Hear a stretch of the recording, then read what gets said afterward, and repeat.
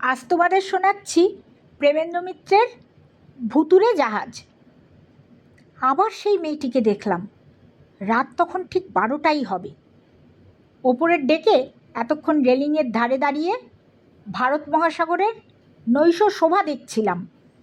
Middle watch অর্থাৎ জাহাজের মালের পাহারা শুরু হয় ঠিক রাত 12টায়। মিডল ওয়াচের ঘন্টা তখনও বাজেনি, তবু 12টা বাজতে বড়জোর আর যে মিনিট খানিক আছে। সেকেন্ড মেট অগডেনকে ডেকের উপর আসতে দেখেই নির্ভুলভাবে তা বুঝতে পেরেছি। সেকেন্ড মেট হিসেবে অগডেনের ওপরই মিডল ওয়াচের ভার। লোকটা মানুষ নয়, যেন যন্ত্র। ঘড়ির কাঁটার মতো তার সব কিছু নড়াচড়া। শুধু নড়াচড়াই ঘড়ির কাঁটার মতো নয়, জাহাজের নানা খুঁটিনাটি ব্যাপারে তিনি একেবারে জীবন্ত বিশ্বকোষ। আর গণিতশাস্ত্র বললেই হয়। সমুদ্র যখন ঘন কুয়াশায় ঢাকা, আকাশে একটা তারাও দেখা যায় না, তখন তিনি জাহাজের গতি, অবস্থান, ল্যাটিটিউড, লঙ্গিটিউড ধরে একেবারে নির্ভুল বলে দিতে পারেন। ভারত মহাসাগরে জাহাজে ভাসতে ভাসতেই সুদূর চীনের সাংহাইতে কখন চাঁদ উঠছে আর উত্তর মেরু অঞ্চলের স্পিটবার্জেনের সমুদ্র কখন থেকে জমে যায় তিনি বলে দেবেন। এমনিতে অগডেন একেবারে মাটির মানুষ, শুধু একটা ব্যাপারে তার ক্ষিপ্ত রুদ্রমূর্তি কখনো সখনো নাকি দেখা যায়। জাহাজের কম্পাসের ধারে কাছে নাবিকদের কেউ ভুলে ছুরি কাঁচি গোছের লোহার কিছু যদি ফেলে যায়, তাহলে তার রক্ষা নেই। অগডেনের সেই আগুনের মতো জ্বলে ওঠা চেহারা দেখার সঙ্গে একটা দুর্ভেদ্য রহস্যের সমাধান জানার ভাগ্য এ যাত্রায় আমার হবে ভাবতেও পারিনি। অগডেন আমায় গুড নাইট জানিয়ে সামনে চলে যাবার পর কেবিনে ফিরে যাবার জন্য পা বাড়ালাম। ওপরের ডেক থেকে কেবিনে যাবার সিঁড়ির কাছে গিয়েই থমকে দাঁড়াতে হলো। সিঁড়িটা নিচের ডেকের করিডরে নেমেছে। সেই করিডরের পাশেই আমাদের কেবিন। করিডরটা তখন প্রায় অন্ধকার। সেই আবছা আলোতেই মেয়েটিকে দ্রুত পদে করিডরের অন্য প্রান্তে চলে যেতে দেখলাম। থমকে দাঁড়িয়েছিলাম মুহূর্তের জন্যে, তারপরেই পড়ি কি মরি অবস্থায় নিচে নেমে গেলাম। কিন্তু কোথায় সে নারী মূর্তি? সমস্ত করিডরটা একবার ঘুরে এলাম। এটাকে দুটি মাত্র প্রথম শ্রেণীর কেবিন, তার একটায় আমরা আর একটায় স্বয়ং ক্যাপ্টেন থাকেন। করিডরটা শেষ হয়েছে গিয়ে নিচে জাহাজের খোলে যাবার সিঁড়িতে। সেখানেই মালপত্র বোঝাইয়ের গুদাম থেকে ইঞ্জিন ঘর আর নাবিকদের থাকার জায়গা। কোনো মহিলার সেখানে লুকিয়ে থাকা তো অসম্ভব। অথচ লুকিয়ে না থাকলে এ নারী মূর্তি এ জাহাজে উপস্থিত থাকে কি করে? দুদিন আগে বন্দর থেকে জাহাজ ছাড়বার পরই সেদিন এমনই গভীর রাত্রে মেয়েটাকে প্রথম ওই নিচের করিডরেই দেখতে পাই। সেদিন ওপরের ডেক থেকে নিচে নামছিলাম না। রাত্রে ঘুম না আসায় ওপরে ডেকে যাবার জন্যে কেবিন থেকে বার হচ্ছিলাম। দরজা খুলতেই করিডরের অন্য প্রান্তে মেয়েটাকে দেখতে পাই। আমায় দেখতে পেয়েই মেয়েটা সিঁড়ি দিয়ে নিচের খোলে নেমে যায়। এ জাহাজে তখন প্রথম উঠেছি। যাত্রী আর কে কে আছে না আছে তা জানি না, তাই সেরকম কিছু বিচলিত না হলেও একটু অবাকও হয়েছিলাম। জাহাজটা নেহাতি মাল বওয়া ট্রাম্প স্টিমার। যাত্রী সাধারণত এ জাহাজে থাকে না বললেই হয়। বন্দর থেকে জাহাজে ওঠার সময় কোনো মহিলা যাত্রীকে অন্তত দেখিনি। পরে দুপুরে খাবার টেবিলে বসেই কথাটা তুলেছিলাম। প্রথম শ্রেণীর যাত্রী বলে ক্যাপ্টেনের সঙ্গে এক টেবিলে আমাদের খেতে বসার ব্যবস্থা। যাকে দেখেছি তিনি আমাদের মতো যাত্রী হলে তারও তো এই টেবিলেই জায়গা হওয়া উচিত ছিল, কিন্তু এ পর্যন্ত তাকে খাবার টেবিলে তো নয়, স্টিমারেও কোথাও দেখিনি। সেই কথাটা পারবার জন্যে ক্যাপ্টেনকে জিজ্ঞেস করেছিলাম, এ জাহাজে আর কোনো যাত্রী আছেন? ক্যাপ্টেন বিগবি অবাক হয়ে বলেছিলেন, আর কোনো যাত্রী? আর কোনো যাত্রী কোথা থেকে আসবে? এ জাহাজে যাত্রী কেবিন তো মাত্র একটা, যাতে আপনারা আছেন। একটু কুণ্ঠার সঙ্গেই বলেছিলাম, না, এই ফার্স্ট ক্লাস ছাড়া আর অন্য ক্লাসের যাত্রী তো থাকতে পারে। ডিগবি বলেছিলেন, না মশাই, না, ফার্স্ট সেকেন্ড কোনো ক্লাসের কোনো কেবিনই আর নেই। আমাদের এ জাহাজে যাত্রী নেওয়া হয় না। বড় লাইনের ভালো জাহাজ থাকতে এর অবধি জাহাজে যাত্রী হতে চাইবে কে? নেহাত আপনাদের অদ্ভুত শখ। আর এ জাহাজের মালিক আফ্রিকা টেরাসের মগনলাল ব্রাদার্সের কাজ কারবার আছে বলে তাদের সুপারিশের চিঠিতে আপনাদের জন্য এই কেবিনের ব্যবস্থা করা হয়েছে। নইলে এ কেবিন বেশিরভাগ খালি থাকে। কখনো সখনো কোম্পানির কর্তাদের কেউ ইন্সপেকশনে এলে ও কেবিনে থাকে। ক্যাপ্টেনের কথা শেষ হবার পর নিজের সংশয়টা ব্যক্ত না করে পারিনি। বলেছি, তাহলে বুঝতে হবে আমরা আর আপনার জাহাজের ক্রু ছাড়া আর কেউ এ জাহাজে নেই। কিন্তু আমি যে কাল রাতে একজন মহিলাকে আমার কেবিনের বাইরে করিডরে দেখেছি। একজন মহিলাকে রাত্রে করিডরে? ক্যাপ্টেন ও মাবাবু দুজনেই বিস্ময়ের সঙ্গে বলে উঠেছিলেন। তারপর মাবাবুর মুখেই একটু টেপা হাসি দেখা দিয়েছিল। বলেছিলেন, ঘুমিয়ে ঘুমিয়ে স্বপ্ন দেখিসনি তো? আমি জ্বলে উঠেছি মামাবাবুর ওপর। স্বপ্ন? কাল রাত্রে পর্যন্ত আমার ঘুমই আসেনি। তুমি অবশ্য তখন নাক ডাকাচ্ছ কুম্ভকর্ণের মতো। ওপরের ডেকে যাবার জন্য দরজা খুলতেই ওই মহিলাকে করিডরে অন্য প্রান্তে দেখতে পাই। আমায় দেখেই সিঁড়ি দিয়ে তিনি নিচে নেমে যান। ডিগবির গলায় কিন্তু কৌতুকের বদলে উদ্বিগ্ন গাম্ভীর্য। তা কি করে সম্ভব মিস্টার সেন? প্রধানত এ জাহাজে কোনো মহিলা থাকতেই পারেন না। সিঁড়ি দিয়ে নিচে তিনি যাবেনই বা কোথায়? নিচে কি আছে আপনাদের তো কাল দেখিয়েই এনেছি। সেখানে একজন মহিলার থাকার জায়গা কোথায়? একটু চুপ করে থেকে ডিগবি আবার জিজ্ঞেস করেছেন, আচ্ছা, মহিলার চেহারাটা কীরকম বলবেন? একটু বিব্রত বোধ করে বলেছি, চেহারা ওই আবছা অন্ধকারে দূর থেকে কি ভালো দেখতে পেয়েছি। তবে পাতলা, লম্বা, কম বয়সী কেউ বলেই মনে হয়েছে। জ্যাকেট আর স্কার্ট পরা, মাথায় তার সঙ্গে একটা বেড়ে ছিল, এ বিষয়ে ভুল নেই। প্রথমটা হঠাৎ তাই যেন মেয়ে অফিসার টফিসার বলেই ধারণা হয়েছিল। মাথায় বেড়ে পড়া মেয়ে অফিসার? বলে এবার ক্যাপ্টেন হেসে ফেলেছেন। না মশাই, আমাদের ট্রাম্প জাহাজে এখনো মেয়ে অফিসার নেওয়ার রেওয়াজটা চালু হয়নি। কালে কালে হয়তো সবই হবে, তবে তার আগেই আমার জাহাজ ছেড়ে অবসর নেবার সময় হয়ে যাবে। এই বাঁচোয়া।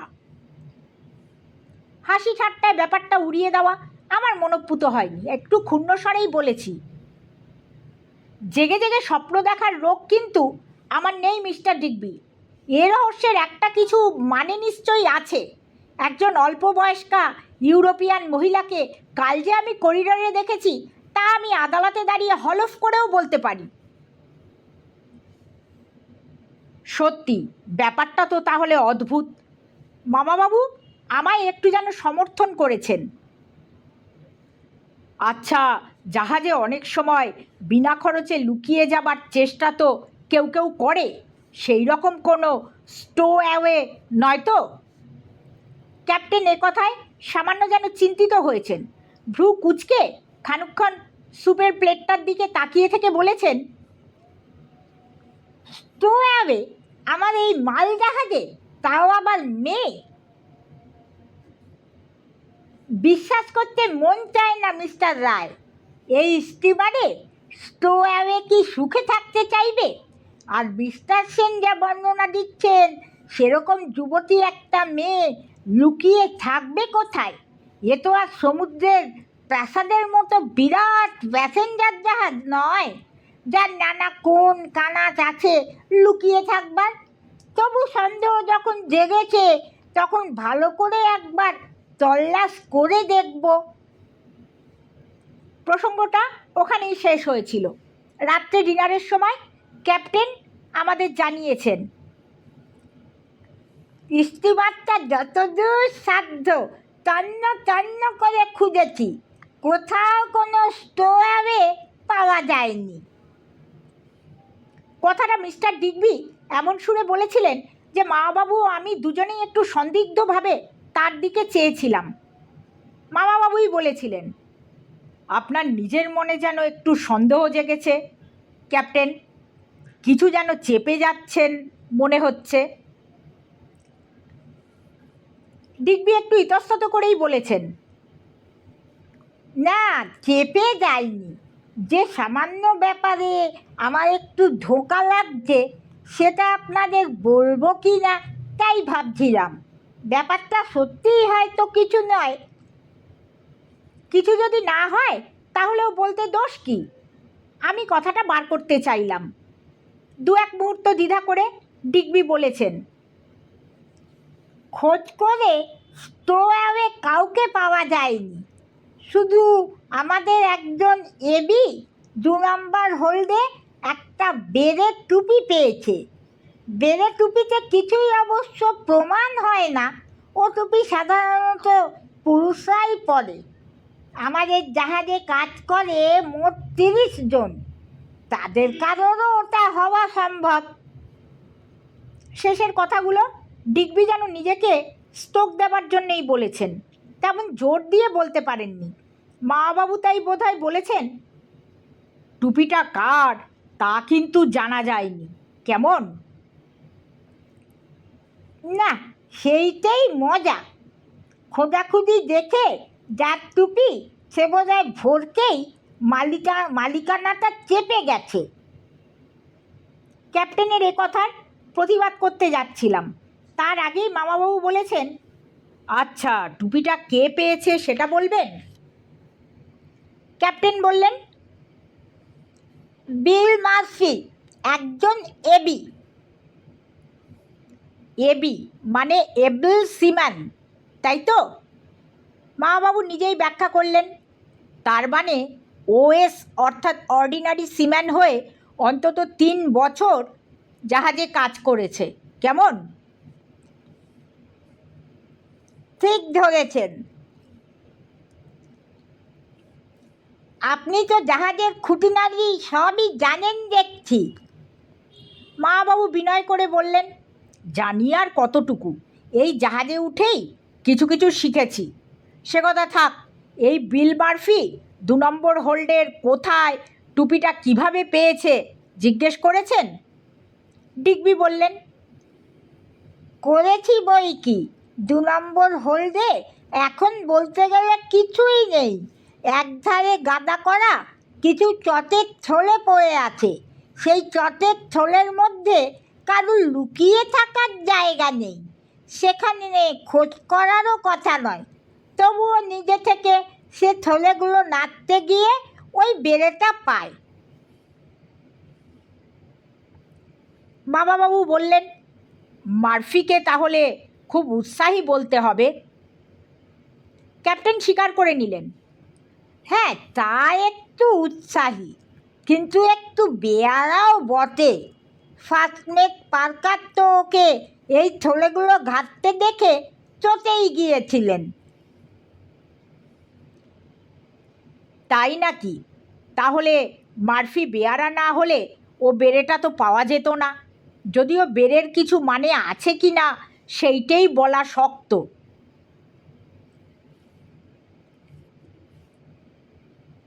ডিগবি আমার দিকে একটু যেন অপ্রসন্নভাবেই চেয়ে বললেন, মিস্টার সেন এমন একটা ফ্যাকড়া তুলেছেন যা বিশ্বাসও করতে পারছি না, আবার উড়িয়েও দিতে পারছি না। এ বিষয়ে আর কিছু কথা তখন হয়নি। তারপর এখন আবার সেই মূর্তিকে ক্ষণেকের জন্য দেখে নিচে সিঁড়ি দিয়ে নেমে তাকে খোঁজবার চেষ্টা আর করলাম না। করিডর থেকে সোজা নিজেদের কেবিনেই ঢুকে গেলাম। মাবাবু অবশ্য তার বিছানায় অঘরে ঘুমোচ্ছেন। এই পরম বিলাসের ঘুম ভাঙালে তার মেজাজ কি হবে জানলেও আজ আর দ্বিধা করলাম না। 2-4 বার মুখে ডেকে সাড়া না পেয়ে কাঁধ ধরে সজোরে নাড়া দিলাম। মাবাবুর ঘুম কি তাতেই ভাঙবার? আরও 2 বার নাড়া দিয়ে ডাকবার পর অতি কষ্টে চোখ মেলে বিরক্তি জড়ানো স্বরে বললেন, কেন জ্বালাতন করছিস? রাত তো মোটে 9টা। আমি রেগে বললাম, 9টা নয়, 12টা। কিন্তু সে কথা নয়, এইমাত্র সেই মেয়েটাকে আবার দেখেছি। আবার? মাবাবু এবার ধড়মড় করেই বিছানায় উঠে বসলেন। কোথায় কোথায় দেখলি? বিবরণটা দিলাম। মাবাবু তাতে অত উত্তেজিত হবেন আমি সত্যিই ভাবিনি। বিছানা থেকে উঠে পড়ে স্লিপিং স্যুট পরা অবস্থাতেই ক্যাপ্টেনের কেবিনে গিয়ে ধাক্কা দেওয়ায় আমি তখন একটু অপ্রস্তুত। ক্যাপ্টেন এমনিতে ভালো মানুষ, কিন্তু এরকম আচমকা মাঝরাতে ঘুম ভাঙালে কী মেজাজ নিয়ে বার হবেন কে জানে। আমি তাই পরের দিন সকালেই ব্যাপারটা জানাতে চেয়েছিলাম। আমাদের ভাগ্য ভালো, ক্যাপ্টেন তখনও ঘুমোননি। ঘুমোবার আগে একটু মৌতাত করছিলেন। ভুরু কুঁচকে বেরিয়ে এলেও আমাদের দেখে জ্বলে উঠলেন না। ধৈর্য ধরে আমার কথাগুলো শোনার পর তারও মুখ রীতিমতো গম্ভীর হয়ে উঠল। বললেন, না, আর হেলাফেলা করার ব্যাপারই নয়, এখনই নিচে গিয়ে ভালো করে খোঁজ নেওয়া দরকার। একজন ওএসকে ডেকে আমাদের কেবিনের কাছে পাহারায় দাঁড় করিয়ে আমরা সবাই নিচে গেলাম। খোঁজাখুঁজি কিন্তু সবই বৃথা। ইঞ্জিন ঘর থেকে নাবিকদের কেবিন আর সমস্ত হোল্ড যথাসম্ভব সন্ধান করে কোথাও কিছু পাওয়া গেল না। নিজের দেখাই অভ্রান্ত কিনা সে বিষয়ে আমার তখন সন্দেহ জাগতে শুরু করেছে। নাবিকদের ভাবভঙ্গি তো আমাদের ওপর বেশ অবজ্ঞা আর বিদ্বেষের। ক্যাপ্টেন স্বয়ং এবার উৎসাহী না হলে তাদের খোঁজাখুঁজি করানোই যেত না মনে হয়। ফার্স্ট মেট তো স্পষ্টভাবে নিজের বিরক্তিটা প্রকাশ করেই ফেললেন। ফার্স্ট মেট ও বেড়ে যে পেয়েছে সেই বিল মার্ফির সঙ্গে মা বাবু একটু আলাদা আলাপ করতে চেয়েছিলেন। ক্যাপ্টেন হুকুম দিয়েছিলেন সেই মতো। প্রথম ফার্স্ট মেটের কেবিনেই গেলাম। আমাদের বসতে পর্যন্ত না বলে তিনি একটা পাইপ ধরাতে ধরাতে গোমরা মুখে যা বললেন তা অপমানেরই শামিল। আপনারা কোথাকার পুলিশ জানতে পারি? এরকম চেহারায় পুলিশ আগে কখনো দেখিনি কি না তাই জিজ্ঞাসা করছি। মা বাবুর এক মুহূর্তে আরেক মূর্তি সমান মেজাজে কড়া গলায় বললেন, আমরা প্রশ্ন করতে এসেছি, শুনতে নয়। আমাদের প্রশ্নের উত্তর দেবেন কিনা বলুন। ফার্স্টমেটের চেহারা তখন দেখবার মতো। রাঙামুখ তখন আরও লাল হয়ে উঠেছে রাগে। সন্ডাগন্ডা দৈত্যের মতো দেহখানা, একটা ঘুষি চালালেই আমরা আর নেই। ফার্স্টমেট কিন্তু আমাদের দিকে জ্বলন্ত দৃষ্টিতে খানিক চেয়ে থেকে অতি কষ্টে নিজেকে সামলালো। পাইপটা মুখে চাপা দিয়ে দাঁতের জড়ানো স্বরে জিজ্ঞেস করলো, কি আপনাদের প্রশ্ন বলুন। মা বাবুর গলা এখনও রুক্ষ। প্রশ্ন শুধু একটা, এই মার্বেট জাহাজে কতদিন কাজ করছেন? কি একটা কড়া জবাব দিতে গিয়েও ফার্স্টমেট যে থেমে গেল তা বেশ স্পষ্ট বোঝা গেল। একটু চুপ করে থেকে মুখ থেকে পাইপটা বার করে বলল, 1 মাস মাত্র। তাই ভেবেছিলাম, ধন্যবাদ বলে মা বাবু পেছন ফিরে আমাকে নিয়ে সোজা ওপরে আমাদের কেবিনে। মা বাবুর এ প্রশ্নের উদ্দেশ্য কিছুই বুঝিনি। কিছু জিজ্ঞেস করার আগেই দরজার বাইরে টোকার সঙ্গে ভারী গলার আওয়াজ পেলাম, আসতে পারি? মা বাবু বললেন, আসুন। ভেতরে যে ঢুকলো ভারী গলার আওয়াজের সঙ্গে চেহারায় তার মিল নেই। রোগাটে পাতলা কম বয়সী ছোকরা। পরিচয় সে নিজেই দিল, আমার নাম বিল মার্ফি, ক্যাপ্টেন পাঠিয়েছেন। আপনারা কি জানতে চান? সেই জন্যে। রোগা পাতলা ছোকরা হলেও মার্ফির মেজাজটা ফার্স্টমেটের চেয়ে বিশেষ মোলায়েম নয়। কথাগুলো কাটা কাটাই লাগলো। তার কারণটা অবশ্য আলাদা, একটু পরে বুঝলাম। মা বাবু মার্ফিকে বসতে বললেন, কিন্তু জাহাজের আদব কায়দার দরুনই বোধহয় সে বসলো না। মা বাবু মার্ফির বেলায় কিন্তু ভোল পাল্টে মিষ্টি করে হেসে বললেন, তুমিই তো বেড়ে টুপিটা পেয়েছো, কেমন? মা বাবুর মিষ্টি হাসি আর গলাতেই অতটা কাজ হবে ভাবিনি। মার্ফি প্রায় কাঁদুনে গলায় মা বাবুর কাছেই তার ক্ষোভ জানালেন, পাওয়াটাই যেন আমার অপরাধ হয়েছে জানেন। বারণ করা সত্ত্বেও থলেগুলো ঘেটেছি বলে আমার উপর কী সব তম্বি। মা বাবু সহানুভূতির স্বরে জিজ্ঞাসা করলেন, কে তম্বি করলো? ওই ফার্স্টমেট? মার্ফি বলল, ফার্স্টমেট মুখে করেছেন, মনে মনে আরও অনেকেই খাপ্পা। আমি জিজ্ঞেস করলাম, আর অনেক কারা, ক্যাপ্টেন? না না, মার্ফি তাড়াতাড়ি প্রতিবাদ জানালো, উনি অত্যন্ত ভালো, কিন্তু ওর নাকের তলা দিয়ে কি হয়ে যায় সে উনি জানবেন কি করে? মা বাবু মার্ফিকে উস্কানি দিলেন, যেমন এ জাহাজে মেয়ে লুকিয়ে থাকা। তা মেয়ে লুকিয়ে থাকা অসম্ভব কি? সরলভাবে অতখানি বলে ফেলে মারফি যেন ভয় পেয়েই থেমে গেল। মা বাবু তাকে সাহস দিলেন, তোমার কিছু ভয় নেই, ক্যাপ্টেন তোমার সহায় তা তো জানো। বোম্বাসা থেকে জাহাজ ছাড়ার পর তুমি নিজে এরকম কিছু দেখেছ? আমি আমি একটু থতমত খেয়ে মারফি শেষ পর্যন্ত স্বীকার করে ফেলল, আমিও এই পরশু রাতে ওপরে ওই রকমই একটা মূর্তি যেন দেখেছিলাম। সেটা আলো ছায়ায় আমার মনের ভুলই বলে ধরে নিয়েছিলাম অবশ্য। তা আর কাউকে সে কথা জানাওনি কেন? ক্যাপ্টেন কখন যে দরজায় এসে দাঁড়িয়েছেন লক্ষ্য করিনি। তিনি এবার ভেতরে এসে মারফিকে চলে যেতে ইঙ্গিত করলেন। মারফি সেলাম জানিয়ে চলে যাবার পর চিন্তিত মুখে বললেন, ব্যাপারটা তাহলে ভৌতিক বলেই ধরে নেব মিস্টার রায়? ওরকম একটা বদনাম অবশ্য আছে আমাদের মারমেডের। মা বাবু বললেন, সে বদনাম কাটানো এবার দরকার নয় কি? যদি পারেন তো আপনার কাছে সত্যি কৃতজ্ঞ থাকব। মেয়েটি যেই হোক, সত্যি যদি তাকে খুঁজে বার করতে পারেন। তাকে খোঁজার চেয়ে কেন সে দেখা দেয় সেইটে বোঝাই বেশি দরকার নয় কি? ক্যাপ্টেন ও আমি দুজনেই একটু অবাক হয়ে মা বাবুর দিকে তাকালাম। আরম্ভটা যেন ভৌতিক কাহিনীর ভূমিকা হয়ে গেছে বুঝতে পারছি। সেরকম কিছু লিখতে কিন্তু বসিনি।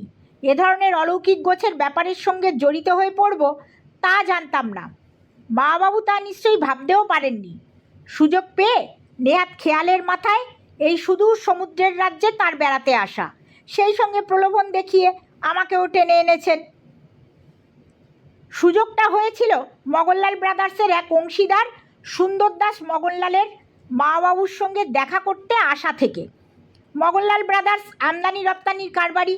বোম্বাই, করাচি আর কলকাতা থেকে তখনকার দিনে তারা বিদেশে ম্যাঙ্গানিজ ও ইলমেনাইট চালান দেয়। সমুদ্র পাড় থেকে যা আমদানি করেন তার একটা হলো গুয়ানো, অর্থাৎ পাখিদের যুগ যুগান্তরের জমানো মল, সার হিসেবে যার জায়গায় আজকাল কৃত্রিম ফার্টিলাইজার চলছে। এই গুয়ানো তারা আনেন আফ্রিকার পূর্ব দিকের ম্যাডাগাস্কার দ্বীপের উত্তরে অ্যাস্টোভ নামে একটা ছোট্ট দ্বীপ থেকে। তারা যেসব ছোট মাল জাহাজ ভাড়া করে ভারত থেকে ম্যাঙ্গানিজ ও ইলমেনাইট বিদেশে পাঠান, তারই দুটো একটা ফেরার পথে অ্যাস্টোভ দ্বীপ হয়ে এই গুয়ানো নিয়ে আসে।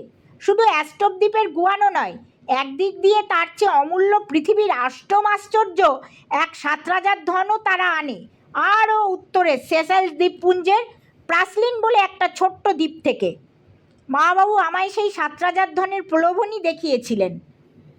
মগনলাল ব্রাদার্সের অংশীদার সুন্দর দাস ঠিক কী জন্যে মামাবাবুর সঙ্গে দেখা করতে এসেছিলেন জানি না। সেদিন আমি বিকেলে যখন মামাবাবুর বাসায় গিয়ে পৌঁছেছি তখন তিনি বিদায় নিচ্ছেন। তার শেষের আলাপটুকু শুধু শুনে সামান্য যা বুঝেছিলাম, তিনি তখন বলছিলেন, তাই বলছি আপনি নিজের চোখে দেখে আসুন রায় সাহেব, সারা দুনিয়ায় এ জিনিস আর কোথাও নেই। 200 বছর আগে এ জিনিসের জন্যে রাজারা অর্ধেক রাজত্ব দিতে পেছপা হতো না। আপনি নিজের চোখে ও জিনিস দেখেও আসুন আর আমাদের সমস্যাটারও মূল কী তা ধরার চেষ্টা করুন। মা বাবু বলেছিলেন, আপনাদের সমস্যা তো আসলে মারমেড নিয়ে। অন্য জাহাজের তুলনায় মারমেড অনেক কম ভাড়ায় আপনাদের মাল বয়ে আনে, কিন্তু গত কয়েকবার কিছুতেই সময় মতো বোম্বাই করাচিতে পৌঁছতে পারছে না। তার জন্যে লোকসান কিছু আপনাদের বইতে না হলেও ব্যাপারটায় মানে আপনারা বুঝতে চান, এই তো? হ্যাঁ হ্যাঁ, বুঝতে চাইছি। একদিক দিয়ে মারমেডের মালিকের খাতিরেই। মালিক স্টিভ ট্রাস্ট বলে ছোট একটা বিলাতি কোম্পানি অত্যন্ত ভালো। শুধু যে অনেক অল্প ভাড়ায় আমাদের কাজ করে তা নয়, পৌঁছতে দেরি হবার জন্যে যে গুণাগার লাগে তা নিজেরাই দ্বিরুক্তি না করে নিজেদের পাওনা থেকে কাটতে দেয়। তারা নিজেরাই এ ব্যাপারে খোঁজ খবর অবশ্য নিচ্ছে।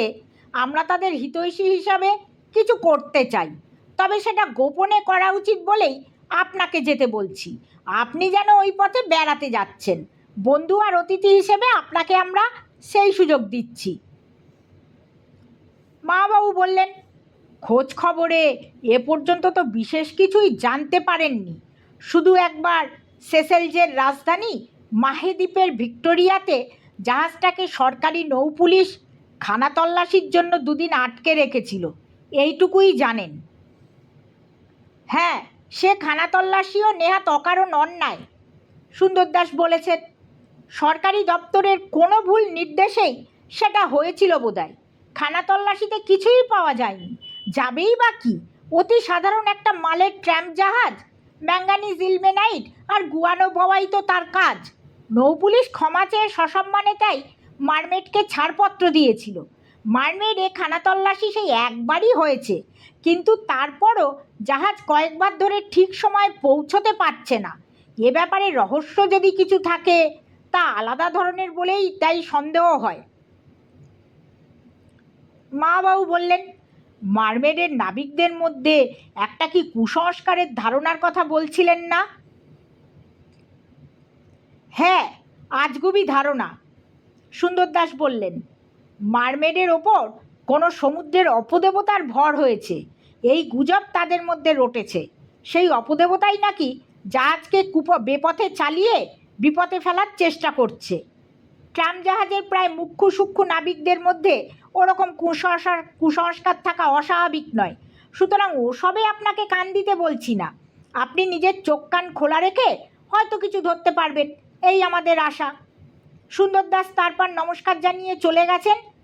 মাবাবু বর্মায় যখন ছিলেন তখন থেকেই মগনলাল ব্রাদার্সের সঙ্গে তার যোগাযোগ ছিল, সে কথা এবার অস্পষ্টভাবে আমার মনে পড়েছে। মাইনিং ইঞ্জিনিয়ার হিসেবে তার কাছে ওই কোম্পানির পরামর্শ চাওয়া চিঠিও 2-1টা মাঝে মধ্যে দেখেছি।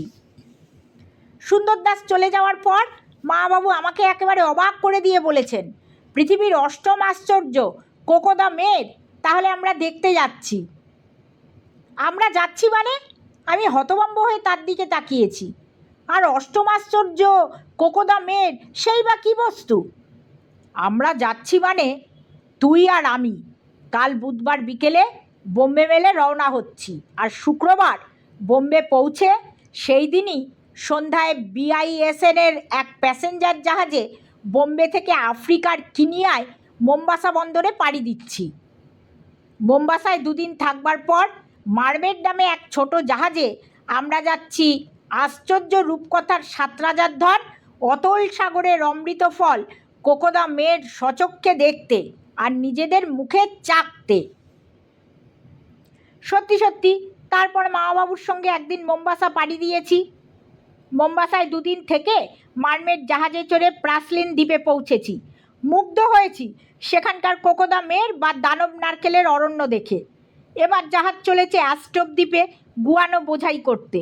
ইতিমধ্যে ওই আধাভৌতিক রহস্যময় নারী মূর্তির আবির্ভাবে উত্তেজনার সঞ্চার হয়েছে সমস্ত জাহাজে। পরের দিন সকালেই সেই উত্তেজনা এমন তীব্র হয়ে উঠবে কে জানত। সমুদ্রের হালচাল বোঝা এখনও বুঝি মানুষের অসাধ্য। কদিন আকাশ বেশ পরিষ্কার পেয়েছি, শান্ত সমুদ্রে মৃদুমন্দ হাওয়ার ঢেউ। হঠাৎ কাল সন্ধ্যা থেকেই গাঢ় কুয়াশায় দিক বিদিক ঢেকে গেছে। রাত্রে একটা তারার কণা কোথাও দেখা যায়নি। ওপরের ডেকে উঠে মনে হয়েছে সমুদ্রের নয়, যেন মেঘলোকের ভেতরে রয়েছি। ডেক থেকে সকাল সকালই নেমে এসে কেবিনে শুয়ে পড়েছি। কেবিনে মাবাবুকে না দেখে একটু অবশ্য অবাক হয়েছিলাম। রাত্রে ডিনার শেষ করে বিছানায় গড়াবার জন্যে মুখটা দেখাবার পর্যন্ত যার প্রায় তর্স হয় না, তিনি আজ এই বিদঘুটে কুয়াশার রাত্রে বিছানা ছেড়ে গেলেন কোথায়? মাবাবুর অবশ্য সব কিছুই অদ্ভুত। কাল বিকেলেই যেমন তার হাতে একটা পুরানো পত্রিকা দেখেছি, পত্রিকাটা আবার পর্তুগিজ ভাষার সাপ্তাহিক। আমায় কৌতূহল ভরে সেটা লক্ষ্য করতে দেখে বলেছেন পর্তুগিজ শেখার চেষ্টা করছিলেন। সে পত্রিকা নিয়ে যেমন তার রাত্রে ঘরে না থাকা নিয়েও বেশিক্ষণ অবশ্য মাথা ঘামায়নি। অঘরে ঘুমিয়ে পড়ে জেগেছি একেবারে ভোরবেলায়। ঘুম ভাঙার পরই একটা কীরকম অস্পষ্ট অস্বস্তি টের পেয়েছি, কি যেন একটা অস্বাভাবিক কিছু ঘটার আভাস। 2-1 মিনিট বাদে এ অস্বস্তির কারণটা যেন অনুমান করতে পেরেছি। জাহাজটা চলছে না। থেমে থাকার এই স্তব্ধতাটাই নিজের অজান্তে অস্বস্তি জাগিয়েছে। কিন্তু জাহাজ এখন থেমেছে কেন? অ্যাস্ট্রপ দ্বীপে এত তাড়াতাড়ি তো পৌঁছানোর কথা নয়। সেকেন্ড মেটের সঙ্গে আলোচনায় জেনেছিলাম আজ বিকেলের আগে সেখানে পৌঁছানো যাবে না। তাহলে জাহাজ কোথায়, কী কারণে থামলো? মাবাবুই বা এই সাত সকালে গেলেন কোথায়? তাড়াতাড়ি উঠে পড়ে হাত মুখ ধুয়ে পোশাক পরে বাইরে গিয়ে যা শুনেছি তা প্রায় অবিশ্বাস্য। রাত্রে কুয়াশার মধ্যে দিক ভুল করে বিপথে গিয়ে জাহাজ সম্পূর্ণ অন্য একটা দ্বীপে এসে পৌঁছেছে। সেকেন্ড মেটই ছিলেন জাহাজ চালাবার কাজে।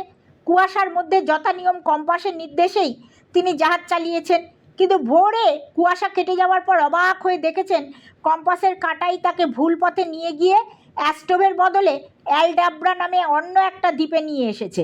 প্রথমটা হতভম্ব হলেও সেকেন্ড মেট অগডেন রাগে তারপর ফেটে পড়েছেন। অগডেনের চোখ দিয়ে যেন আগুন ঠিকরে বার হবে। উত্তেজিতভাবে ক্যাপ্টেনকে তিনি বোঝাচ্ছেন যে এ ব্যাপারে জাহাজের কোনো বদমায়েশের কারসাজি নিশ্চয়ই আছে। কম্পাসের কাছে কেউ কোনো চুম্বক বা লোহার কিছু লুকিয়ে রেখেছে, নইলে কম্পাসের এ ভুল হওয়া সম্ভব নয়।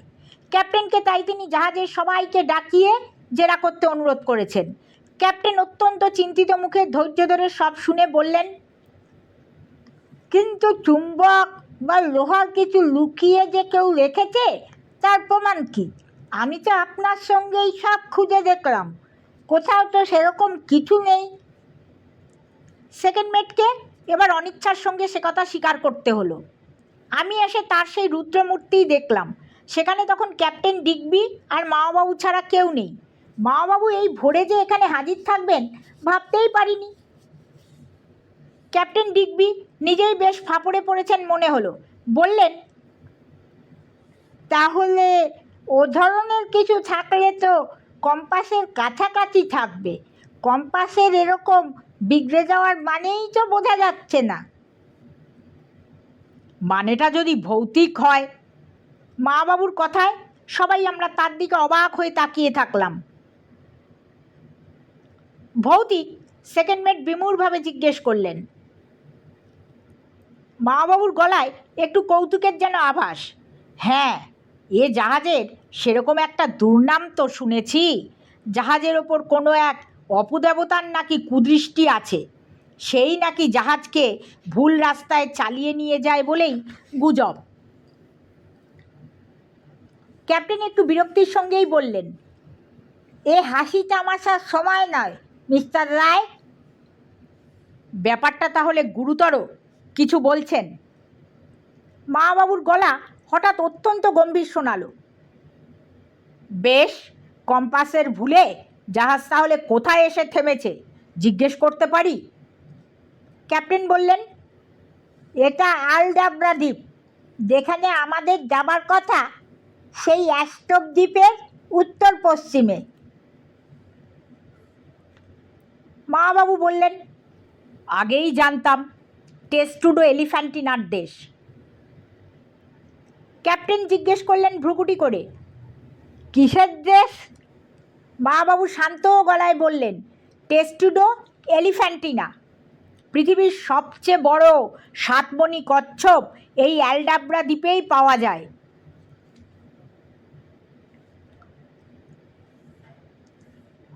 কিন্তু এখানে জাহাজ থামবে আপনি আগে জানলেন কি করে? জিজ্ঞেস করলেন সেকেন্ড মেট। জেনেছি এর আগেও বার কয়েক পথ ভুলে জাহাজ এখানেই থেমেছে বলে। মা বাবু ক্যাপ্টেনের দিকে তাকালেন জিজ্ঞাসুভাবে। কেমন, তাই না? ক্যাপ্টেন এবার বেশ গরম। কোথায় থেমেছে না থেমেছে আপনি জানলেন কি করে? জেনেছি আপনাদের লগবুক দেখে। লগবুক দেখে? লুকিয়ে আমাদের লগবুক দেখেছেন আপনি? লুকিয়েই দেখেছি সত্যি, কিন্তু প্রকাশ্যে দেখারও অধিকার আমার আছে বলে মা বাবু পকেট থেকে একটা কাগজ বার করে ক্যাপ্টেনের সামনে খুলে ধরে বললেন, এটা পড়লেই বুঝতে পারবেন স্টিম ট্রাস্ট আর মোগললাল ব্রাদার্স দু তরফ থেকেই আমায় ঢালাও অধিকার দিয়েছে মার্মেড জাহাজের ব্যাপারে যা আমার দরকার মনে হয় সব কিছু খুঁটিয়ে দেখার জন্য। ও, আপনি তাহলে আমাদের মধ্যে গুপ্তচর হয়ে এসেছেন? মা বাবু নির্বিকারভাবে বললেন, হ্যাঁ, তবে শুধু আমাকে নয়, আপনার ফার্স্ট মেট এই মিস্টার স্টিলকেও ফার্স্ট মেট মিস্টার স্টিল কখন সেখানে এসে দাঁড়িয়েছেন লক্ষ্য করিনি। অবাক হয়ে তার দিকে তাকালাম। মা বাবু তখন বলে চলেছেন, মিস্টার স্টিলকেও জাহাজের রহস্য সন্ধানের জন্যেই ব্রিটেনের নৌপুলিশ বিভাগ থেকে ফার্স্ট মেট সাজিয়ে পাঠানো হয়েছে।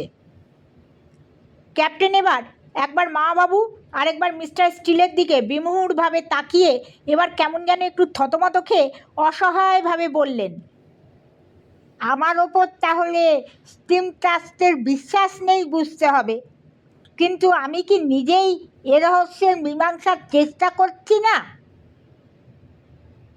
ব্যাপারটা চাপা দেবার ইচ্ছে থাকলে লগবুকের বিবরণ কি বদলে লিখতে পারতাম না? এখনই সব জানাজানি হলে এ জাহাজের অফিসার থেকে সাধারণ নাবিকদের মধ্যে নিরীহ নির্দোষ অনেকের চাকরি নিয়ে টানাটানি হবে বলেই আমি নিঃশব্দে রহস্যটার মীমাংসা করতে চেয়েছি। কিন্তু ওই মায়াদয়া করতে গিয়েই রহস্যের খেই আপনার দৃষ্টি এড়িয়ে গেছে মিস্টার ডিগবি, বললেন ফার্স্ট মেট রূপী মিস্টার স্টিল। হ্যাঁ, তা না হলে বারবার জাহাজ এই অ্যালডাব্রা দ্বীপেই কেন পথ ভুলে এসে থামে তা অন্তত বোঝবার চেষ্টা করতেন। মা বাবুও যোগ দিলেন। তা বোঝবার চেষ্টা করিনি মনে করছেন? কাল রাতে আমি নিজে কতবার গেছে মিস্টার অগডেনের সঙ্গে কম্পাস তদারক করে গেছি জানেন। কম্পাস এরকমভাবে বিকল হবার কোনো কারণই তো খুঁজে পাচ্ছি না। মা বাবু বললেন, কারণ তো মিস্টার অগডেনই আগেই বলে দিয়েছেন। কম্পাসের কাছে কোনো চুম্বক জাতীয় জিনিস থাকাই হলো আসল কারণ। কিন্তু মিস্টার অগডেনের সঙ্গে আমি নিজে ভালো করে এ কামরা খুঁজে দেখেছি, ম্যাগনেট জাতীয় কোনো কিছুই তো পাইনি। আপনারাও খুঁজে দেখুন না। মা বাবুর গলার স্বরটা এবার একটু অদ্ভুত। তা তো দেখতেই হবে। সেকেন্ড মেট অগডেন নীরবে অপ্রসন্ন মুখে এতক্ষণ দাঁড়িয়েছিলেন। এবার বিরক্তির সঙ্গে বললেন, আমি তাহলে এখন যাচ্ছি। সারা রাত জেগে কাটিয়েছি, এখন বিশ্রাম দরকার। মিস্টার অগডেন পা বাড়াতেই মা বাবু বাধা দিলেন। দাঁড়ান, যাবেন না মিস্টার অগডেন। আর যদি যেতে চান তো আপনার ওভারকোটটা খুলে রেখে যান। ওভারকোট খুলে রেখে যাব? অগডেন গরম মেজাজে ফিরে দাঁড়ালেন। হ্যাঁ, ওই ওভারকোটেই এ জাহাজের রহস্যের চাবিকাঠি আছে কি না? মা বাবু ও মিস্টার স্টিল দুজনেই তখন দুদিক থেকে অগডেনকে ঘিরে ধরেছেন। আমিও ক্যাপ্টেন হতভম্ব হয়ে তাদের দিকে তাকাতে মা বাবু বললেন, খুব অবাক হচ্ছেন মিস্টার ডিগবি, কিন্তু ওভারকোটের এই বোতামগুলো দেখেছেন? একটু বেখাপ্পা গোছেন নয়? বলতে বলতে ওভারকোট থেকে সজোরে একটা বোতাম ছিঁড়ে নিয়ে মা বাবু আবার বললেন, এই বোতামের ভেতরেই লুকোনো ম্যাগনেট। ওই দিয়েই জাহাজের কম্পাস নিজের দরকার মতো বেঠিক করে অপদেবতার কোপের গুজব তৈরির চেষ্টা হয়েছে। কিন্তু বোতামের মধ্যে লুকোনো ম্যাগনেটের কথা আমার মাথায় আসেনি মিস্টার রায়, শ্রদ্ধা ও বিস্ময়ের স্বরে বললেন মিস্টার স্টিল। আপনি বুঝলেন কি করে? বুঝলাম কাল রাতে প্রথম মিস্টার অগডেনকে এই ওভারকোট পরে কন্ট্রোলে আসতে দেখে। এখন বেশ গরমের দিন যাচ্ছে, ওভারকোট চাপাবার কোনো প্রয়োজনই নেই। কাউকে না বুঝতে দিয়ে কম্পাস বিকল করার একমাত্র উপায় হলো ম্যাগনেট জাতীয় কিছু।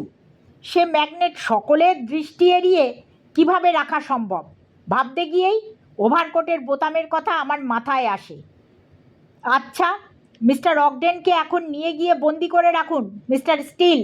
আমি ক্যাপ্টেনের সঙ্গে কাজের কথাগুলো সেরেই যাচ্ছি। আশা করি মিস্টার অগডেন গোলমাল করবার চেষ্টা করবেন না।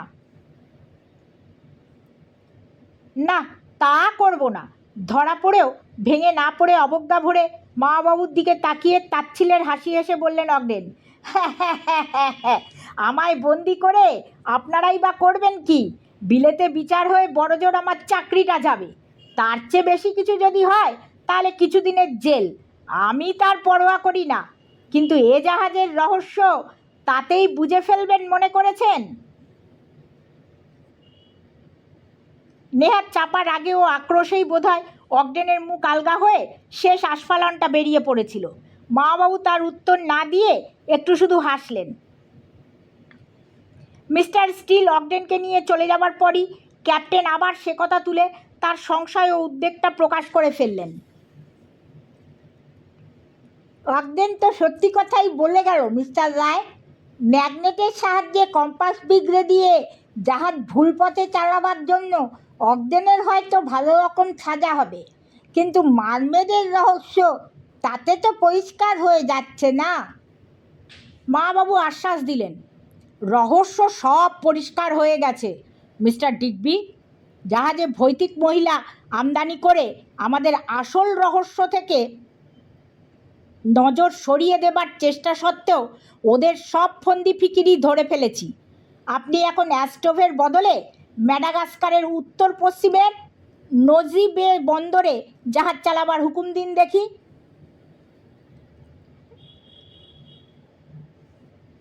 নজি বে বন্দরে? ক্যাপ্টেনের মুখ একটু গম্ভীর হলো। নজি বে বন্দরে? তা তো আমি পারি না মিস্টার রায়। কোম্পানির যে নির্দেশ নিয়ে আমি জাহাজ মোম্বাসা থেকে ছেড়েছি তা লঙ্ঘন করতে আমি পারি না।